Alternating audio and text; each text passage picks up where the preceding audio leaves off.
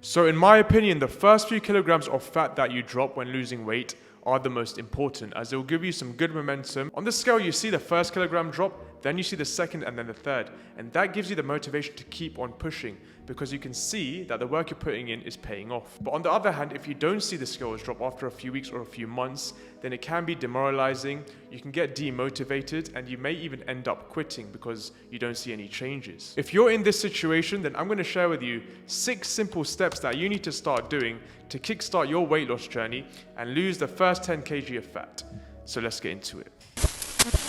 So the first step you need to take is to start meal prepping. Now, meal prepping is a game changer. Not only does it save you time, but it also saves you energy from indecision. So if you're someone with no plan or structure of what to eat during the day, then it's more likely you're going to end up picking and eating foods that are just convenient for you. A lot of the time, this is going to be mostly junk food, takeout food, and this is one of the reasons why you're not able to lose weight. It's like setting a destination somewhere, but you have no idea on how to get there or which route to take, so you just wing it. Now, you're most probably going to end up lost and further away from the destination. The same goes for nutrition. If you have no plan or structure, then you're going to end up feeling lost.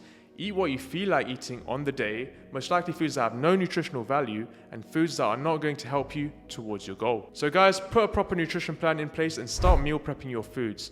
This way, it's more likely that you will stick to the meals that you have set for yourself and you won't feel the need to take out or snack. It's going to save you a lot of time and energy, and it's going to put you on the path towards success. So second is a little bit extreme, but it's to cut out all sugar. And by all sugar, I also mean fruits and honey. The reason why majority of people struggle to lose weight is because they just consume a lot of sugar. You see, when you consume a lot of sugar, it makes you crave even more of it. And that's where you can have an increase in calories, and you just start constantly eating even when you don't need to. This will inevitably put you in a calorie surplus over time, and you may gain even more weight. So when we consume sugar, our insulin goes up, and this releases a hormone called dopamine, which is a feel-good hormone. It automatically makes you feel good, and that keeps you wanting even more sugar. And then you can go down a vicious cycle if this continues. Then it becomes so hard to stop. Sugar also leads to other health problems such as poor gut health, diabetes, and heart disease. So if you're someone overweight, then it's probably a good idea to stop having it. Just starve your body of it. If you want to lose the first 10 kg of fat, then this is something you should do. First couple of weeks may be difficult because when you completely starve your body of something, it generally craves it even more. However, after you get past the first couple of weeks, then it becomes easier as you're no longer getting those insulin spikes and getting that dopamine hit. If you do crave sugar in the first couple of weeks, my suggestion would be to try and distract yourself. So go for a walk, call a friend, do something to distract yourself and get your mind off it. And once you're able to completely cut out sugar, it will become much easier for you and you'll be well on your way to drop that first 10 kg of body fat. So the next step is to do a minimum of 1 hour of steady state cardio every single day, regardless if you weight train or not. So this can be walking, cycling, whatever you prefer, because here's the thing.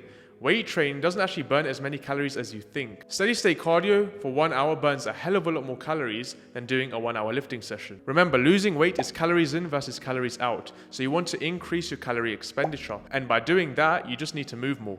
Just move during the day if you're someone that sits around all day at work for 8 to 9 hours. Either go for a walk first thing in the morning or in the evening after work, or even during your lunch break. 1 hour is not a lot of time during the day, and you'll definitely be able to make time for it. If your priority is to lose 10 kg of fat, then you will make time for it. So number 4 is to do intermittent fasting. Now, this is something I do at least 3 times a week, and it keeps me away from overeating. By doing a minimum 16-hour fast, this allows the blood levels of insulin to drop significantly. And as stated before, insulin spikes lead to hunger. Therefore, you should feel less hungry and find yourself craving less food during the fast. Also, when you have a smaller eating window, it's easier for you to consume less calories because you just don't have the time to consume so many calories, especially if you're doing a 16+ hour fast. That way, again, you won't overconsume your calories as you won't be able to snack every few hours. During the fasting period, our bodies will start to use our fat stores for energy instead of the glucose from carbohydrates. So that way, our bodies become more efficient at burning fat for energy. Now, I would suggest starting with an alternate day fast for 16 hours,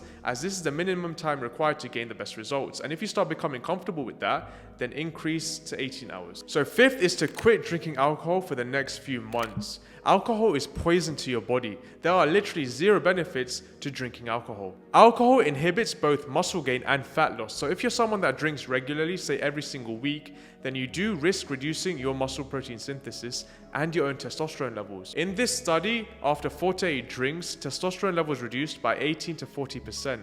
Also, it's worth pointing out that the biggest problem of drinking alcohol is that it causes insomnia and it affects your REM sleep, which is your deepest sleep. Now, by affecting your REM sleep, it also means that it affects your human growth hormone production.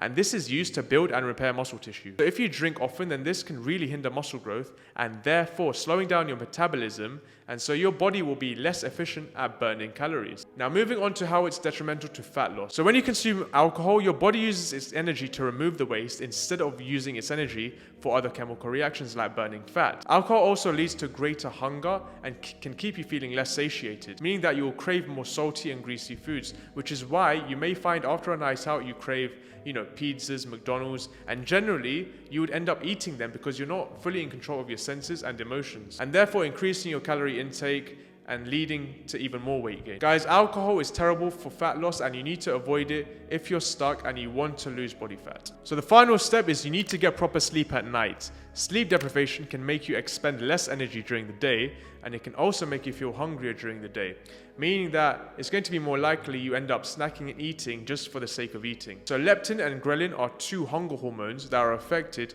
when you are sleep deprived. Leptin decreases your appetite and ghrelin increases your appetite. So when you are sleep deprived, the amount of leptin you have decreases and the amount of ghrelin you have increases, meaning that you feel more hungry and less satiated. So this study shows by depriving 14 individuals of sleep, the weight they lost from fat dropped by 55%, even though their calories stayed equal. So from sleep deprivation alone, you're going to be burning less calories throughout the day because you're tired and fatigued. And you're going to be eating more calories during the day because you feel hungry.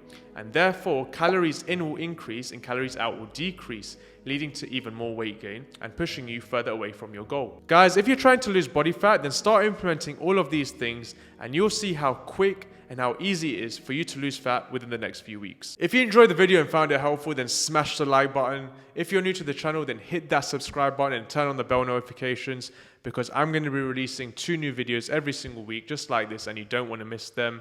And if you want to see the 10 common mistakes majority of beginners make when they start their fitness journey and how you can avoid them, then I recommend watching this video next. And remember, stay natty, stay clean, and peace.